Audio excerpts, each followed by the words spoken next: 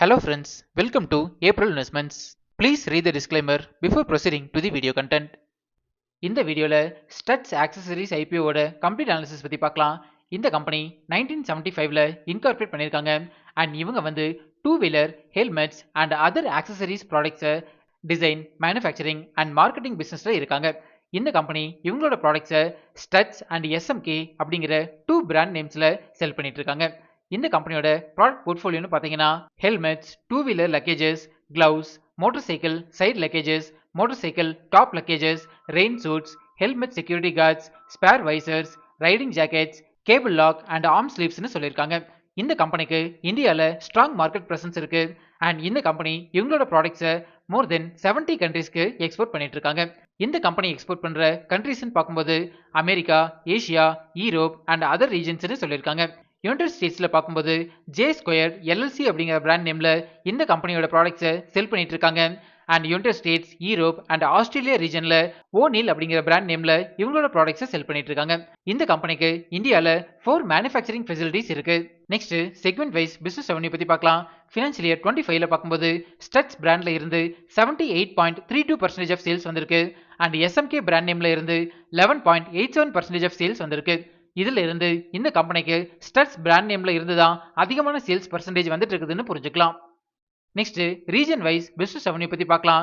Within India ரீஜன்ல இருந்து 73.69% of sales வந்திருக்கு அண்ட் அவுட் சைட் இந்தியால இருந்து 13.44% ஆஃப் சேல்ஸ் வந்திருக்கு. இதுல இருந்து இந்த கம்பெனிக்கு மெஜாரிட்டி ஆஃப் சேல்ஸ் வந்து வித்தின் இந்தியால இருந்து தான் ஜெனரேட் ஆகிட்டு இருக்குதுன்னு புரிஞ்சுக்கலாம். ஓவரால் இந்த கம்பெனியோட பிசினஸ் போர்ட்ஃபோலியோ வந்து ஸ்ட்ராங்கா டெவலப் ஆகிட்டு இருக்கு. நெக்ஸ்ட் ஃபினான்ஷியல் இன்ஃபர்மேஷன் பத்தி பார்க்கலாம். இந்த கம்பெனியோட assets, total income, profit after tax, EBITDA, net worth, reserves and surplus, free cash flow வந்து இயர் ஆன் இயர் கேட்டகரியில ஸ்ட்ராங்கா இம்ப்ரூவ் ஆகிட்டு இருக்கு. ப்ராஃபிட் ஆஃப்டர் டாக்ஸ் பார்க்கும்போது ஃபினான்ஷியல் இயர் 25ல 69.64 crores அளவுக்கு பதிவு பண்ணியிருக்காங்க அண்ட் EBITDA பார்த்தீங்கன்னாலும் 104.84 crores அளவுக்கு புக் பண்ணியிருக்காங்க. ஃப்ரீ கேஷ் ஃப்ளோவும் இயர் ஆன் இயர் கேட்டகரியில நல்லாவே இம்ப்ரூவ் ஆகிட்டு இருக்கு. டோட்டல் பாரோயிங்ஸ் பார்த்தீங்கன்னா ஃபினான்ஷியல் இயர் 24 கம்பேர் பண்ணும்போது 25ல ஸ்லைட்டா அதிகமாக இருக்கு. பட் அந்த டோட்டல் பாரோயிங்ஸுமே கண்ட்ரோலபிள் லிமிட்ல தான் இருக்குதுன்னு புரிஞ்சுக்கலாம். ஓவரால் இந்த கம்பெனியோட ஃபினான்ஷியல் இன்ஃபர்மேஷன் வந்து ஸ்ட்ராங்கா டெவலப் ஆகிட்டு இருக்கு.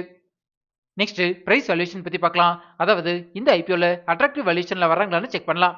இந்த பிரைஸ் வேல்யூஷன் கால்குலேட் பண்றதுக்கு நம்ம யூஸ் பண்ற ஒன் ஆஃப் தி மெத்தட் வந்து price to earnings ratio calculation. ஒரு ஸ்டாக்கோட PE ரேஷியோ கால்குலேட் பண்றதுக்கு 2 இன்புட்ஸ் தேவைப்படும். இதுல ஃபர்ஸ்ட் இன்புட் வந்து ஐபிஓ பிரைஸ். இந்த ஐபிஓட லோயர் பிரைஸ் வந்து பார்க்கும்போது 557 ருபீஸ்னு சொல்லியிருக்காங்க அண்ட் ஹையர் பிரைஸ் வந்து பார்த்தீங்கன்னா 585 ருபீஸ் பெர் ஷேர்னு சொல்லியிருக்காங்க.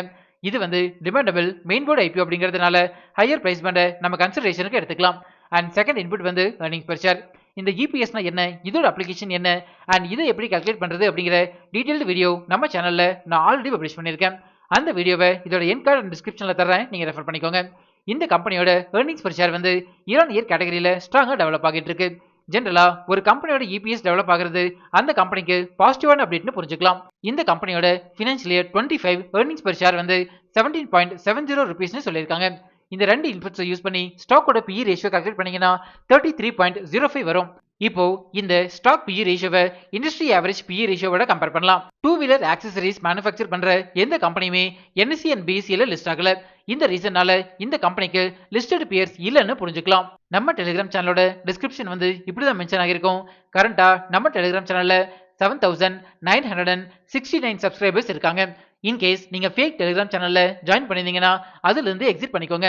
இந்த சப்ஸ்கிரைபர்ஸ் கவுண்டை நான் டெய்லி பேசிஸ்ல அப்டேட் பண்ணிட்டே இருப்பேன், நீங்க ரெஃபர் பண்ணிக்கோங்க. நெக்ஸ்ட் ஃபண்டமெண்டல் பாராமீட்டர்ஸ் பத்தி பார்க்கலாம். ரெவன்யூ ஃப்ரம் ஆபரேஷன்ஸ் வந்து இயர் ஆன் இயர் கேட்டகரியில ஸ்ட்ராங்கா டெவலப் ஆகிட்டு இருக்கு அண்ட் பேட் மார்ஜின் பாத்தீங்கன்னா ஃபினான்ஷியல் இயர் 25ல 11.93% அளவுக்கு மெயின்டைன் பண்றாங்க அண்ட் ஃபண்டமெண்டல் பாராமீட்டர்ஸ் ஆன return on net Worth RONW percentage வந்து ஃபினான்ஷியல் இயர் 25ல 15.49% மெயின்டைன் பண்றாங்க and return on capital employed ROCE percentage வந்து 20.25% அளவுக்கு மெயின்டைன் பண்றாங்க. ஜென்ரலா இந்த ரெண்டு பாராமீட்டர்ஸுமே 15%க்கு மேல இருந்தாலே ஃபண்டமெண்டலி ஸ்ட்ராங் கம்பெனின்னு நான் சொல்லியிருக்கேன் and dept to equity ratio வந்து 0.07 டைம்ஸ் வரைக்கும் மெயின்டைன் பண்றாங்க. ஜென்ரலா டெப்ட் டு ஈக்விட்டி ரேஷியோ வந்து 1 or 1க்கு கீழே இருந்ததுன்னா ஃபண்டமெண்டலி ஸ்ட்ராங் கம்பெனின்னு நான் சொல்லியிருக்கேன். ஸோ இந்த கம்பெனியோட ஃபண்டமெண்டல் பாராமீட்டர்ஸ் வந்து ஸ்ட்ராங்கா டெவலப் ஆகிட்டு இருக்கு. நெக்ஸ்ட் டிவிடெண்ட் டீல்ஸ் பத்தி பார்க்கலாம். ஃபினான்ஷியல் இயர் 23ல 78.71 ரூபீஸ் அளவுக்கு டிவிடெண்ட் கொடுத்திருக்காங்க. 24லயும் சேம் அமௌண்ட் தான் கொடுத்திருக்காங்க. அண்ட் 25ல பார்க்கும்போது 98.38 ரூபீஸ் அளவுக்கு டிவிடெண்ட் கொடுத்திருக்காங்க. சோ இதுல இருந்து இந்த கம்பெனி கன்சிஸ்டன்டா டிவிடெண்ட் கொடுக்கிற கம்பெனின்னு புரிஞ்சுக்கலாம். நெக்ஸ்ட் இண்டஸ்ட்ரியல் அனாலிசிஸ் பத்தி பார்க்கலாம். இந்தியா அண்ட் அப்ராட்ல டூ வீலர் ஆக்சசரிஸோட டிமாண்ட் வந்து இயர் கேட்டகரியில நல்லாவே டெவலப் ஆகிட்டு இருக்கு.